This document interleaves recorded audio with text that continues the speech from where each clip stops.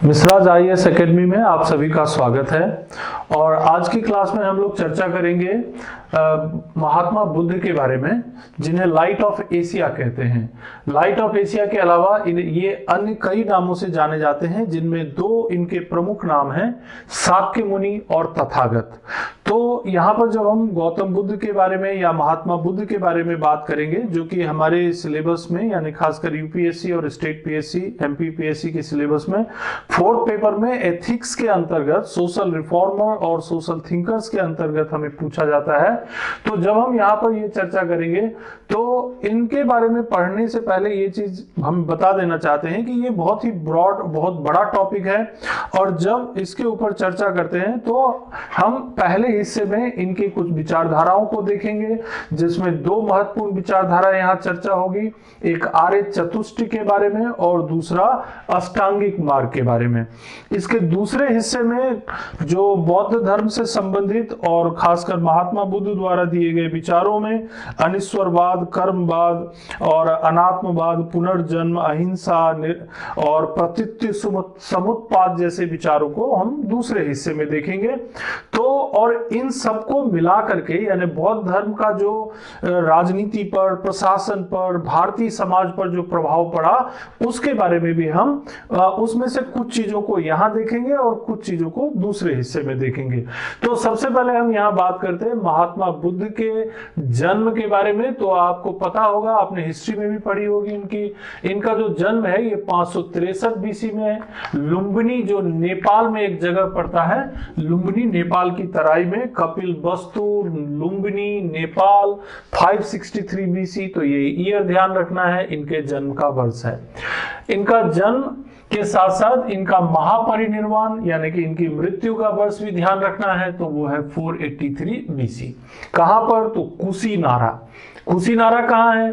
तो ये कुशीनारा आजकल ये या कुशीनगर भी बोलते हैं। तो कुशीनारा या कुशीनगर जो आजकल जिला है, वर्तमान में ये जिला बन गया है। ये देवरिया, गोरखपुर, महाराजगंज, इन 3 जिलों से घिरा हुआ ये जिला है। ठीक, तो ये एक जिला बन गया और ये महापरिनिर्वाण की ये जगह हो गई। तो गौतम बुद्ध के बारे में आपको जो फैक्ट्स, जो आपको जानकारी रखनी है उनके जीवन के बारे में, उनमें एक तो उनके जन्म का वर्ष, जन्म का स्थान, उनकी मृत्यु यानी महापरिनिर्वाण का वर्ष और महापरिनिर्वाण का स्थान। बचपन का नाम आपको पता है सिद्धार्थ, इनके पिता का नाम शुद्धोधन और माता का नाम माया देवी। इनकी पत्नी का नाम है यशोधरा और इनके एक पुत्र थे जिनका नाम था राहुल।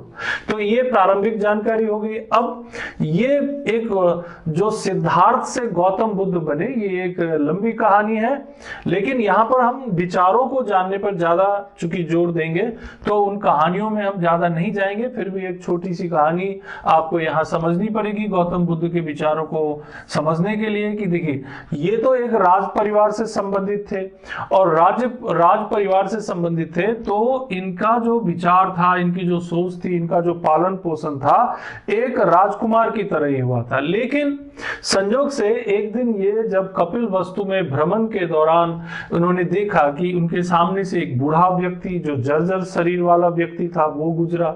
फिर थोड़े आगे बढ़े तो उन्हें एक बीमार व्यक्ति मिला जो बहुत ही शारीरिक रूप से कमजोर, बीमार और दुख से परेशान था, कष्ट से परेशान था। और आगे बढ़ते हैं तो उन्हें एक शव दिखाई पड़ता है जिसे कुछ लोग जो है ले जा रहे होते हैं उसे आगे की अंतिम क्रिया करने के लिए। और जब एक बगीचे के पास जाते हैं तो वहां एक व्यक्ति उन्हें दिखते हैं जो मस्त अपने कार्य में लीन और पूरी तरह से जो है वो चिंताओं से मुक्त दिखाई पड़ता है, जो कि एक सन्यासी था। अब इस घटना का उनके जीवन पर बहुत गहरा असर पड़ता है। वो महसूस करते हैं कि ये जो पूरा जीवन है जिसमें लोग इतना परेशान रहते हैं, दुखों से घिरे रहते हैं, सुख दुख में उलझे रहते हैं और अंत में जो है उससे मुक्ति नहीं पा पाते, तो इस समस्या का समाधान क्या है? तो जो उन्होंने बूढ़ा व्यक्ति को देखा या बीमार व्यक्ति को देखा या जो शव यानी मृत्यु को देखा, इन सब चीजों से उनके मस्तिष्क पर जो प्रभाव पड़ा वही विचार उनके दिमाग में, उनके मस्तिष्क में घूमता रहा और फिर कुछ समय बाद उन्होंने अपने परिवार और राजपाट को त्याग करके 29 वर्ष की आयु में उन्होंने गृह त्याग किया है। He left his home in the age of 29 years, which is in Bauddha religion, it is called Mahavir निष्क्रमण। उन्होंने जो घर त्याग किया उसको महावीर निष्क्रमण के नाम से जानते हैं। इसके अलावा जब वो घर त्याग करके आगे बढ़े तो फिर वो सबसे पहले जाते हैं कहां पर, वैशाली के निकट एक अलार कलाम नाम के ऋषि थे जो कि सांख्य दर्शन के प्रणेता थे। क्या नाम है ऋषि का? अलार कलाम। और ये सांख्य दर्शन के प्रणेता है। तो वहां पर अलार कलाम के आश्रम में जाते हैं और वहां पर कुछ दिनों तक वो सांख्य दर्शन का अध्ययन करते हैं। तो इस नजरिए से देखेंगे तो इनके जो पहले गुरु हुए वो हुए अलार कलाम, और जो उन्होंने शिक्षा जो शुरुआती तौर पर पाई अध्यात्म की वो थी सांख्य दर्शन की शिक्षा। अब यहां से यहां पर जो उनके कुछ साथी थे जिन्होंने इनके साथ सांख्य दर्शन में शिक्षा प्राप्त की, वो धीरे धीरे इनसे अलग होते चले गए अपने अपने राह पर। तो लेकिन इनको अभी भी संतुष्टि नहीं हुई, तो वहां से ये मूव करते हैं और फिर 6 वर्ष तक कठोर तपस्या करते हैं। 6 वर्ष तक कठोर तपस्या करते हैं। 35 वर्ष की आयु में वैशाख पूर्णिमा की रात में इन्हें जो है उरुवेला नाम की जगह पर, उरुवेला जगह का नाम है उरुवेला, और ये जो जगह है ये निरंजना नदी के किनारे, जिसे फल्गु नदी भी कहते हैं, निरंजना नदी या फल्गु नदी, जहां पर उरुवेला नाम का जो स्थान था, एक गांव है उरुवेला, वो जो है वर्तमान में अब तो बोध गया बन गया, वो बोध गया है ना, गया बिहार का एक बहुत ही प्रसिद्ध जगह है ना, बौद्ध धार्मिक स्थल भी है, लोग तीर्थ यात्राओं पे जाते हैं यहाँ पे।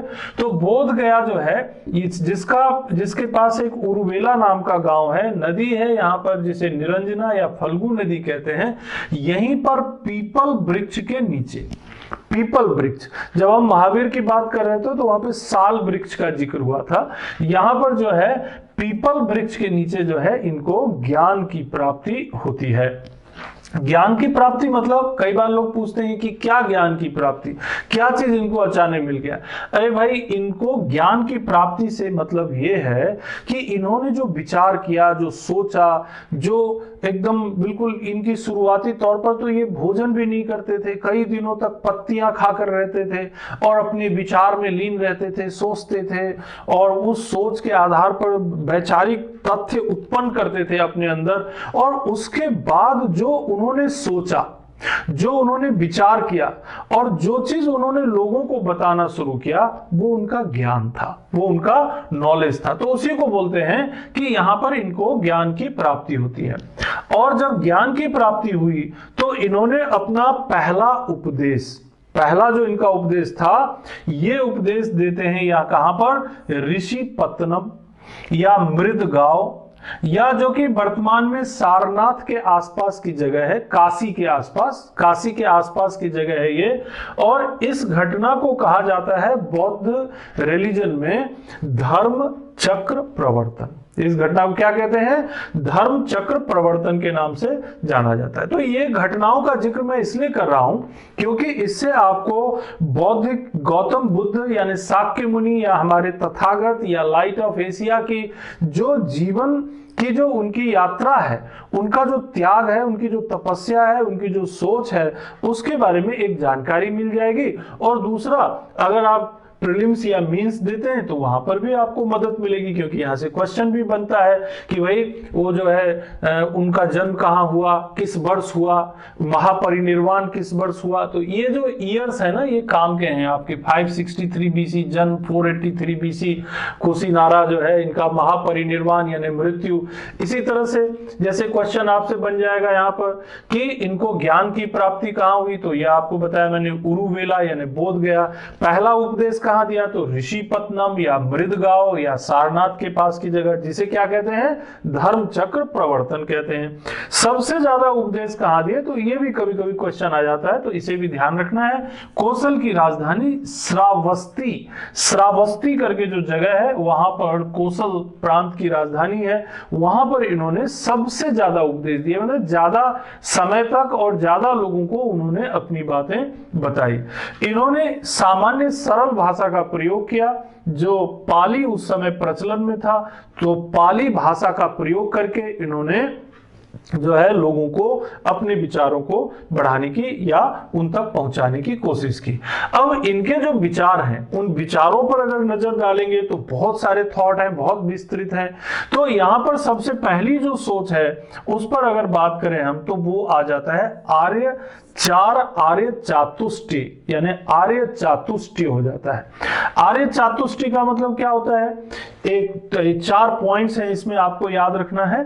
4 पॉइंट्स क्या क्या आते हैं, देखिए।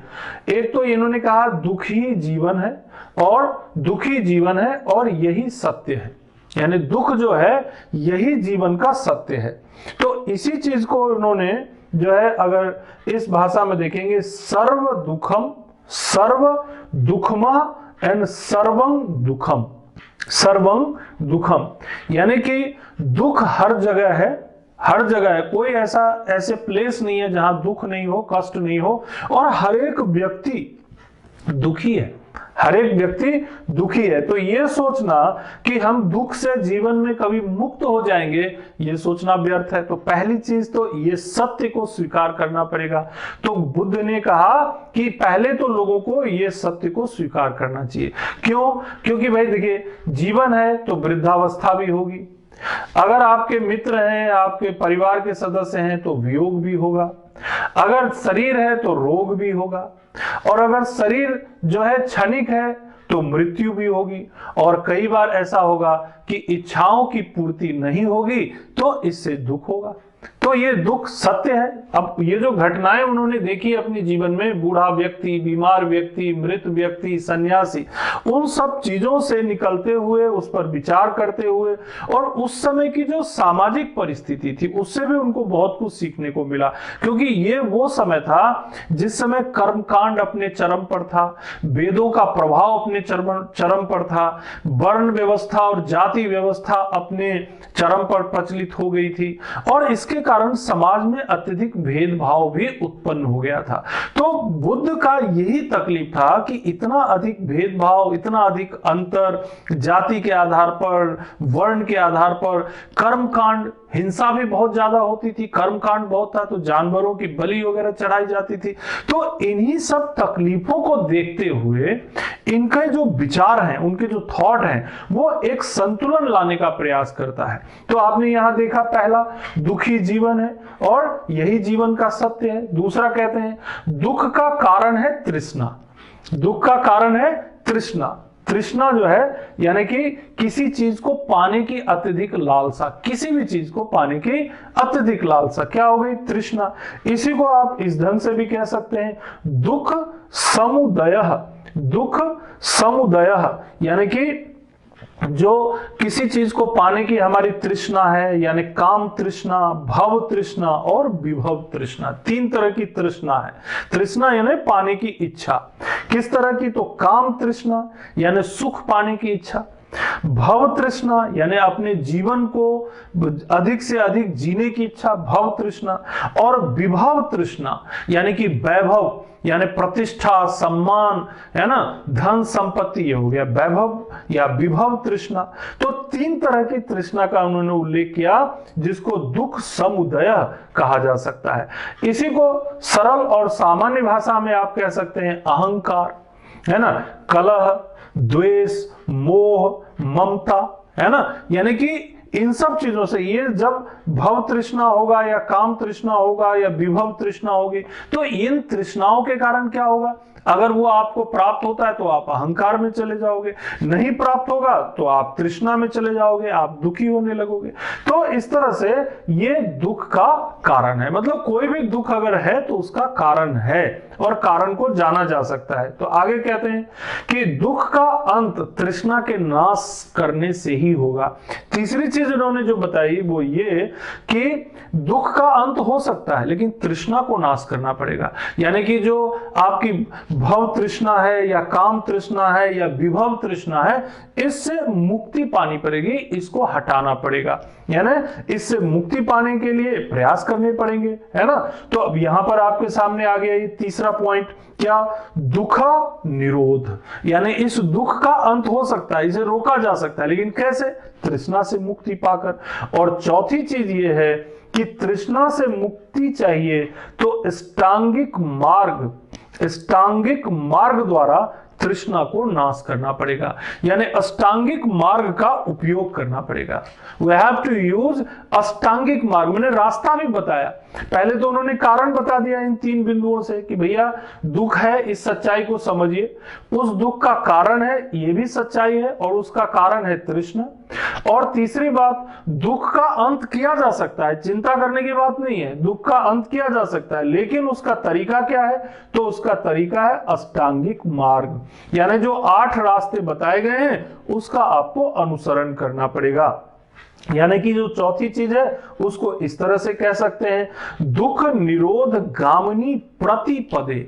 दुख निरोध गामिनी प्रतिपदे, यानी इस दुख को अष्टांगिक मार्ग, जो 8 रास्ते हैं जो गौतम बुद्ध महोदय ने बताए, उनका अनुसरण करके उसका अंत किया जा सकता है, दुख का अंत किया जा सकता है। अब बात आती है अष्टांगिक मार्ग की। तो सबसे ज्यादा इंटरेस्टिंग तो यही हो जाता है कि अब सभी लोग चाहते हैं कि सभी दुखी है, सभी के दुख का कारण है, कारण पता है, तृष्णा है। इसके अलावा ये भी उनको समझ में आ गया कि भैया जो तृष्णा है उसको नष्ट करना पड़ेगा। अब लोगों के मन में आया कि ये तृष्णा को नष्ट कैसे करें। तो तृष्णा को नष्ट करने के लिए आपको ये 3 चीजों का आपको उपयोग करना पड़ेगा। ये मैंने इधर लिखा है।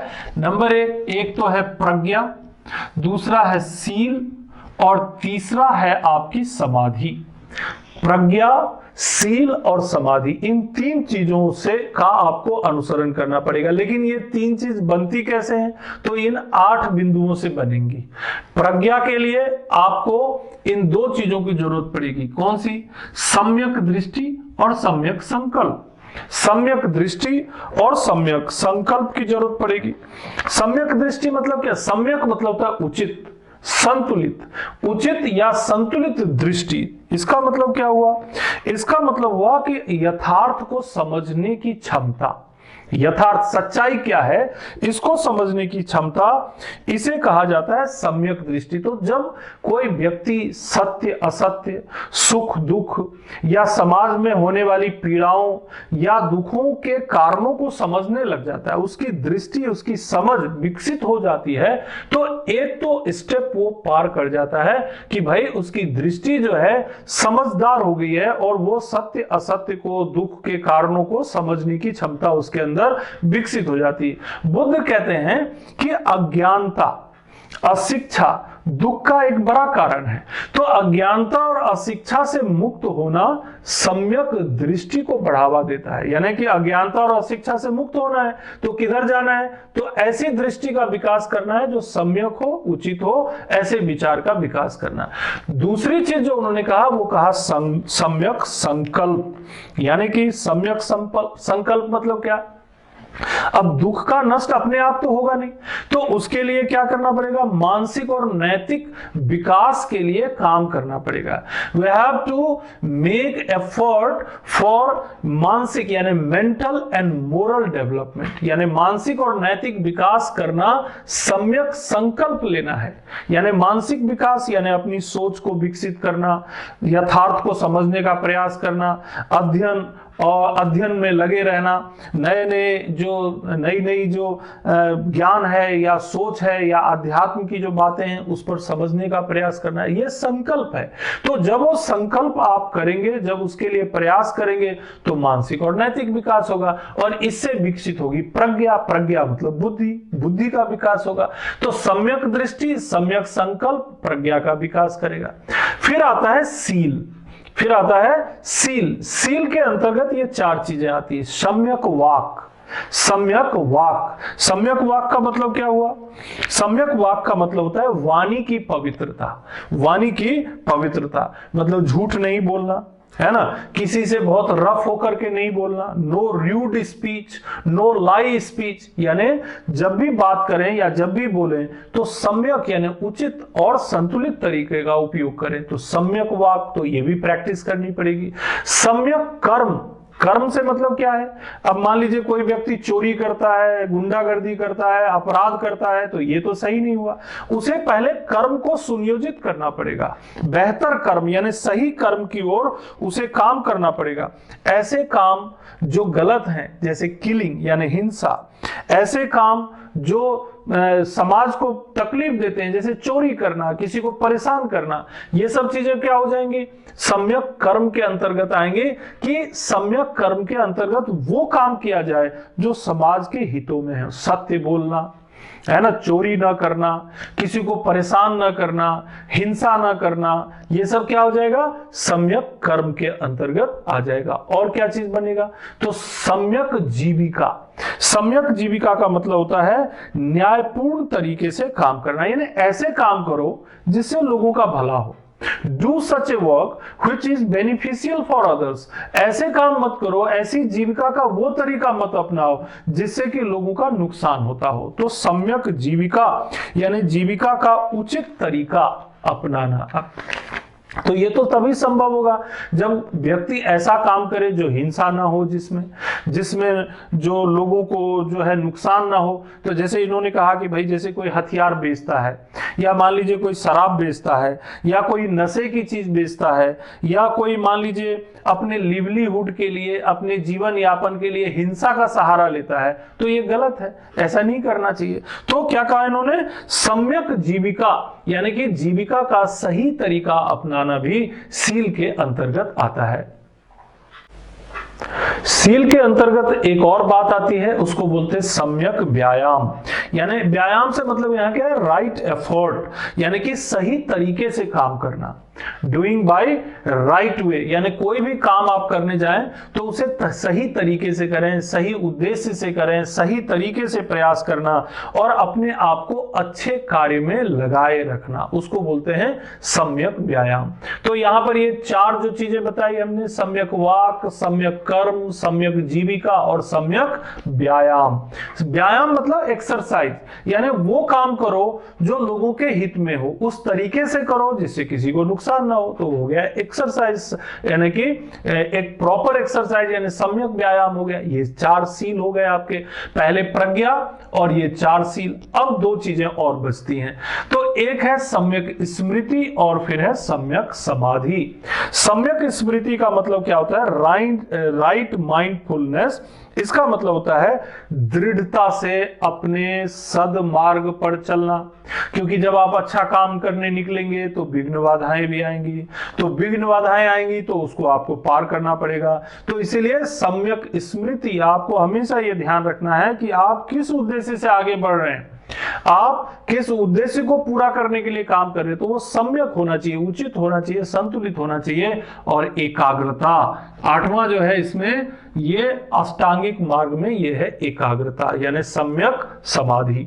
सम्यक समाधि से मतलब एकाग्रता, यानी एकाग्रता से काम करना और अपने पथ पर निरंतर चलते रहना, क्योंकि आपको विचलित करने वाले लोग भी बहुत सारे मिलेंगे। तो अब देखिए यहां पर अष्टांगिक मार्ग के माध्यम से उन्होंने दुखों को दूर करने का एक तरीका बताया, यही है अष्टांगिक मार्ग। और जब इसका विश्लेषण करते हैं, अलग अलग जो महात्मा हुए, अलग अलग विद्वान हुए, उन्होंने बहुत विश्लेषण किया, लेकिन इन अष्टांगिक मार्ग से अगर आप देखेंगे तो ये मनुष्य की आंखों को खोल देता है, उनकी सोचने की क्षमता को बढ़ा देता है, उनको विशेष बुद्धि, थॉट डेवलप कर देता है, और उनके अंतर्दृष्टि का विकास कर देता है, इनर साइट ओपन कर देता है। इसे काल चक्र भी कहते हैं, इसीलिए चक्र के रूप में हमने इसे बनाया। ये एक तरह का काल चक्र है, ये जीवन पर्यंत आपको इसकी प्रैक्टिस करनी पड़ेगी, इस पर आपको बने रहना पड़ेगा, क्योंकि कर्म का चक्र समय के साथ घूमता रहता है। जो कर्म का चक्र रहता है वो समय के साथ घूमता रहता है, यानी जो कर्म हम अभी कर रहे हैं इसका इंपैक्ट एक समय के बाद फिर से आएगा, फिर जो कर्म कर रहे हैं उसका इंपैक्ट फिर से आएगा। ये चक्र चलता रहता है, ये सर्कल है, ये साइकिल है। और सुख दुख के पीछे के जो कार्य कारण हैं वो इसी अनंत श्रृंखला का परिणाम है। अब चूंकि ये साइकिल है, सुख दुख जो है लगातार होता रहेगा, तो वो सुख दुख आएगा कहां से? जो पहले आपने कर्म किए उस कर्म का परिणाम आपको जो है आगे दिखाई पड़ेगा। और इस तरह से अष्टांगिक मार्ग जो है ये काल चक्र की तरह ही है, और हमें सम्यक दृष्टि, सम्यक संकल्प, सम्यक वाक, सम्यक कर्म, सम्यक जीविका, सम्यक व्यायाम और सम्यक स्मृति के माध्यम से, सम्यक स्मृति और सम्यक समाधि के माध्यम से इस काल चक्र के अंतर्गत अपने आप को सुव्यवस्थित करने की जरूरत है। और मैंने यहां पर यह भी बता दिया आपको कि अगर इस अष्टांगिक मार्ग का अनुसरण किया जाए तो ये हमारी बुद्धि को विकसित करता है और अंतर्दृष्टि को, इनर साइट को भी डेवलप करता है। ठीक है, अब देखिए, अगर हम ये शील का अनुसरण करते हैं, यानी सम्यक वाक, सम्यक कर्म, सम्यक जीविका, सम्यक व्यायाम, तो इससे क्या होता है? हम आध्यात्मिक जीवन में प्रवेश कर जाते हैं, यानी स्पिरिचुअल लाइफ में चले जाते हैं। और जब हम स्पिरिचुअल लाइफ में जाते हैं तो ध्यानाभ्यास करते हैं, यानी ध्यान का अभ्यास, ध्यान करते हैं। ध्यान करना मतलब सोचना, बेहतर सोचना, अच्छे ढंग से सोचना। और जब ध्यानाभ्यास करते हैं तो हमें क्या प्राप्ति हो जाती है? समाधि की प्राप्ति हो जाती है। और जब समाधि की प्राप्ति हो जाती है, आध्यात्मिक जीवन, फिर समाधि, समाधि मतलब हुआ ज्ञान, ज्ञान का मतलब हुआ प्रज्ञा।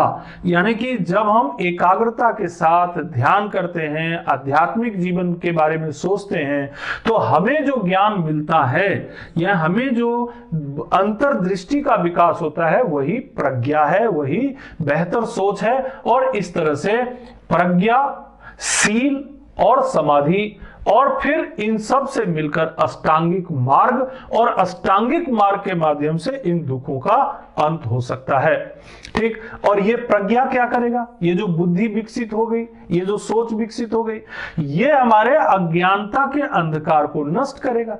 जब हम अज्ञानता के अंधकार हमारा नष्ट हो जाएगा तो क्या होगा? हमारी तृष्णा, तृष्णा क्या है? जो मैंने आपको 3 तृष्णा बताया, काम तृष्णा, भव तृष्णा और विभव तृष्णा। यानी ये जो सुख पाने की, इंद्रिय सुख पाने की इच्छा, भव यानी जीवन की इच्छा, और जो वैभव की पाने की इच्छा, ये सब तृष्णा का कारण बनता है। तो जब आपका अज्ञानता का जो अज्ञानता है वो जब नष्ट हो जाएगा और आप प्रज्ञाशील हो जाओगे, यानी आप जो है आध्यात्मिक जीवन प्लस समाधि प्लस प्रज्ञा, तो जब आप प्रज्ञाशील हो जाओगे तो क्या हो जाएगा? ये तृष्णाएं नष्ट हो जाएंगी। ये जो आपकी तृष्णाएं हैं, भव इच्छा का, भव इच्छा हुआ, ये विभव तृष्णा हुआ या काम तृष्णा हुआ, ये खत्म हो जाएगा और आप अहंकार से मुक्त हो जाओगे। तो आपका जो अहंकार है वो कम हो जाएगा या मुक्त हो जाओगे। सुख दुख के बंधन से आप मुक्त हो जाओगे, ऊपर उठ जाओगे।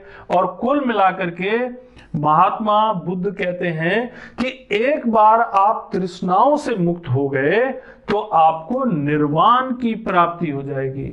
एक बार तृष्णा से अगर आप मुक्त हो गए तो क्या मिल जाएगा आपको? निर्वाण की प्राप्ति हो जाएगी। तो इस तरह से अष्टांगिक मार्ग के माध्यम से, तृष्णा की मुक्ति के माध्यम से निर्वाण तक जाने का रास्ता महात्मा बुद्ध के द्वारा बताया गया है। इसके अलावा उन्होंने इन सील के, जो सम्यक वाक, सम्यक कर्म, सम्यक जीविका और सम्यक व्यायाम है, उसको और स्पष्ट करने की कोशिश की उन्होंने कि 10 सील बताए। 10 सील यानी 10 व्यवहार, 10 काम करने का तरीका। कैसा? तो देखिए, अहिंसा, आप अहिंसक रह करके काम करिए। फिर अपरिग्रह, अपरिग्रह मतलब दूसरों की जो चीजें हैं, वस्तुएं हैं, उन सब चीजों पर अपनी लोभ की दृष्टि मत रखिए, चोरी मत कीजिए, अनावश्यक चीजों को जमा मत करिए, अपरिग्रह। और क्या है, सत्य, सत्य को समझने की कोशिश करना, ट्रुथ, यानी कि कोई भी चीज, कोई भी काम कर रहे हो उसमें सत्य क्या है, उसका उद्देश्य क्या है, वो सत्य को समझना। जैसे मान लीजिए कोई व्यक्ति ये कह रहा है कि भाई मैं यूपीएससी की तैयारी कर रहा हूं, या मैं कलेक्टर बनना चाहता हूं, या मैं डिप्टी कलेक्टर या डीएसपी पढ़ना चाहता हूं, तो इसमें सत्य क्या है? इसमें सत्य यह है कि आप एक लोक सेवक बनना चाहते हैं, आप इसके माध्यम से जनता की सेवा करना चाहते हैं। अगर किसी के दिमाग में यह बात हो कि नहीं, ये सत्य नहीं है, सत्य यह है कि मेरे को बहुत सारा पावर मिलेगा, मैं बहुत सारा पैसा कमाऊंगा, मैं बहुत सारे जो है मेरी प्रतिष्ठा बढ़ेगी, तो वो सत्य से अलग करेगा आपको। तो जनरल व्यू तो वही रहता है, देखिए सामान्य दृष्टिकोण तो वही रहेगा, लेकिन यहां पर आध्यात्मिक दृष्टिकोण से अगर आप सोचेंगे तो आपको सत्य दिखाई पड़ेगा, सच्चाई मालूम पड़ जाएगी। तो वही चीज मेरे कहने का मतलब यहां पर है, अहिंसा, अपरिग्रह, सत्य, अस्तेय। अस्तेय का मतलब क्या हुआ कि अनावश्यक चीजों को संचित नहीं करना, क्योंकि उससे लोभ बढ़ेगा, माया मोह बढ़ेगा, तो फिर निर्वाण में दिक्कत जाएगी ना, आपको तृष्णा बढ़ जाएगी आपकी। तो इसीलिए अस्तेय मतलब आप बहुत ज्यादा संचित मत करिए। ब्रह्मचर्य का पालन करना है, यह भी जरूरी बताया उन्होंने कि ब्रह्मचर्य का पालन करना, अनावश्यक भोग विलास में लिप्त नहीं होना। नृत्य गायन का त्याग करना, मतलब जो नृत्य गायन में जिसमें बहुत ज्यादा इंद्रिय सुख मिलता है व्यक्ति को, उसको उन्होंने बोला कि थोड़ा उससे परहेज रखिए।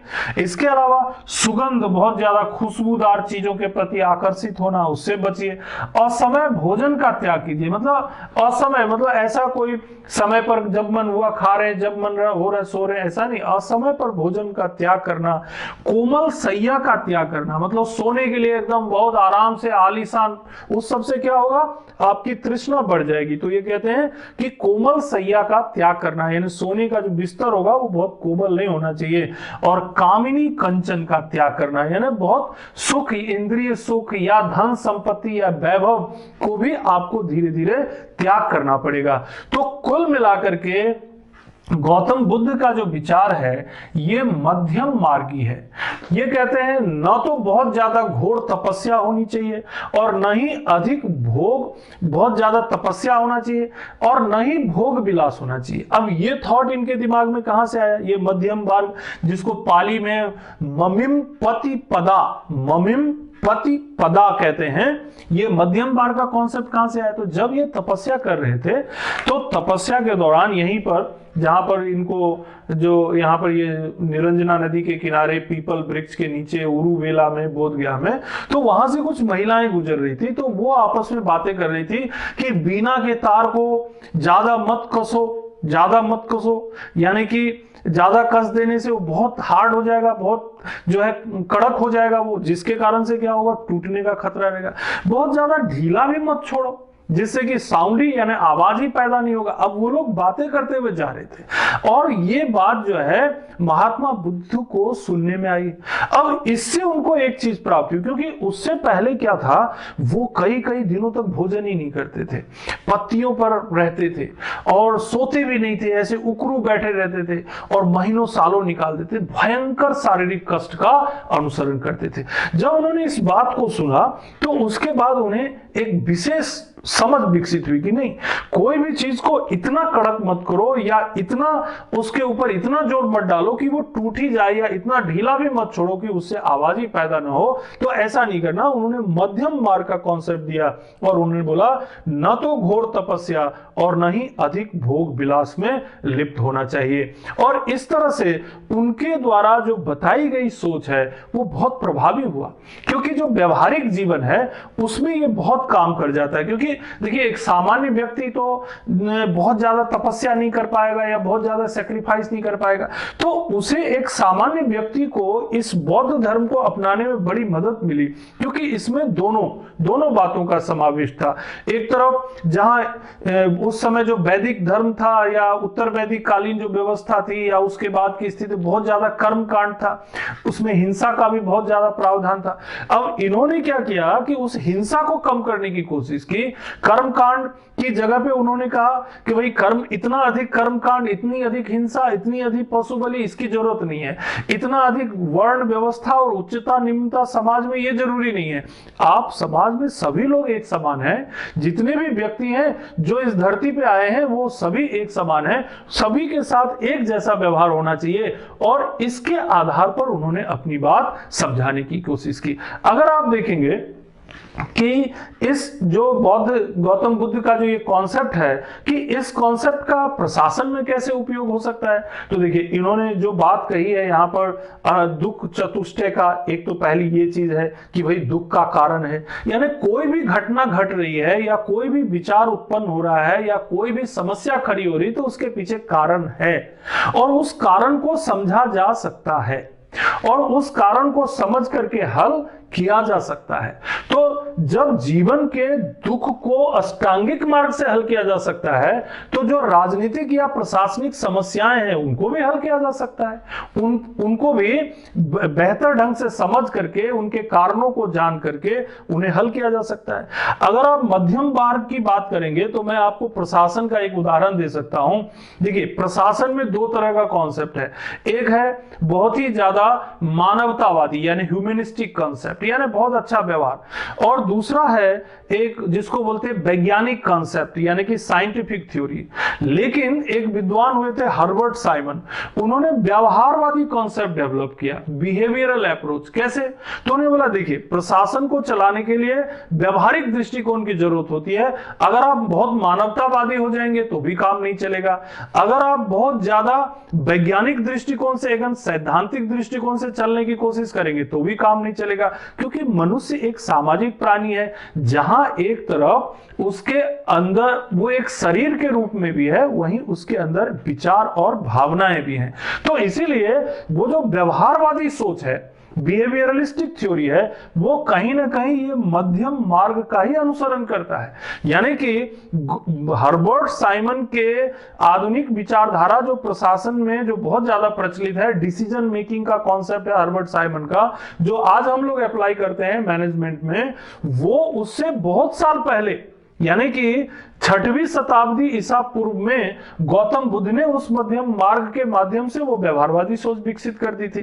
तो आप ये देख रहे होंगे कि इस तरह से गौतम बुद्ध की विचारधारा समय से हजारों साल आगे थी, और उसका प्रभाव आज भी हम राजनीति और प्रशासन पर देखते हैं। इसके दूसरे हिस्से में हम आपसे चर्चा करेंगे कि गौतम बुद्ध के अन्य विचार जैसे प्रतित्व समुत्पाद, क्षणिकवाद, पुनर्जन्म, अनात्मवाद और इनकी राजनीति और प्रशासन में कैसे इनका प्रभाव पड़ा, और किस तरह से बौद्ध धर्म का विस्तार जो है विश्व के अन्य देशों में हुआ, इसके ऊपर हम अगली क्लास में आपसे चर्चा करेंगे। और इसीलिए हम आपसे यही रिक्वेस्ट करेंगे कि आप हमारे इस चैनल को सब्सक्राइब करिए और हमसे जुड़िए, और अगर हमारी बातें आपको अच्छी लगती हो तो आप कृपया लाइक और कमेंट भी करिए। धन्यवाद।